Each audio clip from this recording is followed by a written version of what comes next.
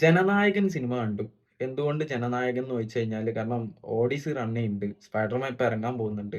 ഇത്രയും നല്ല സിനിമകളുള്ളപ്പോ എന്തുകൊണ്ടാണ് ജനനായകൻ പോയി കണ്ടതെന്ന് വെച്ചാൽ എനിക്ക് വിജയിനെ ഇഷ്ടാണ്. ഞാൻ ചെറുപ്പം തൊട്ട് കണ്ട് വളരുന്ന ഒരു ഹീറോ.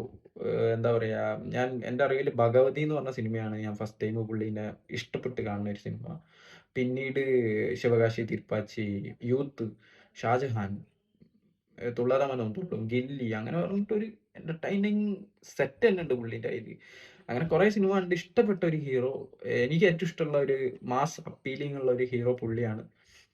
രജനീകാന്തിനെയൊക്കെ ഇഷ്ടമാണ്. അതിന്റെ കൂടെ തന്നെ ഭയങ്കരമായിട്ട് ഇഷ്ടമുള്ള ഒരു നടനാണ് വിജയ് എന്ന് പറയുന്നത്. പുള്ളിയുടെ ഒരു ഫാനാണ് ബേസിക്കലി.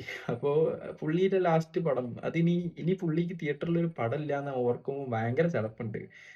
എന്നിട്ട് പോയി തിയേറ്ററിൽ നിന്ന് കാണുക എന്നുള്ള ആ ഒരു എക്സ്പീരിയൻസ് ഇല്ല. പുള്ളീനെ കാണാനാണ് സത്യം പറയുകയാണെങ്കിൽ ഞാൻ ടിക്കറ്റ് എടുത്തത്. എനിക്ക് പടം ഇഷ്ടായില്ല. ഉള്ള കാര്യം പറയാലോ. തനി കേസരി ബാലയ്യ അഭിനയിച്ച സാധനം ഒരു 80% അതുപോലെ തന്നെ എടുത്തു വെച്ചിട്ടുണ്ട്. ബാക്കി 20% പൊളിറ്റിക്സ് പരിപാടി കുത്തി നിറയ്ക്കാൻ വേണ്ടിയിട്ട് ഉള്ള ഒരു സ്പേസുമായിട്ടാണ് ഞാൻ അന്ന് കാണുന്നത്.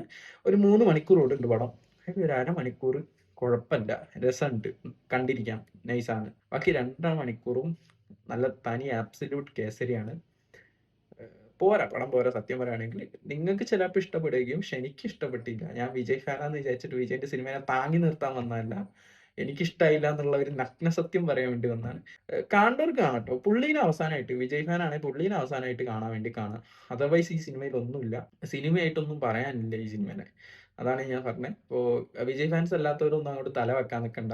അതന്നെ, പുള്ളീനെ മിസ് ചെയ്യും എന്തായാലും. ഇനി ഇല്ല സിനിമയിൽ പുള്ളി. എന്തായാലും നല്ലപോലെ മിസ് ചെയ്യും. ശരി എന്നാ.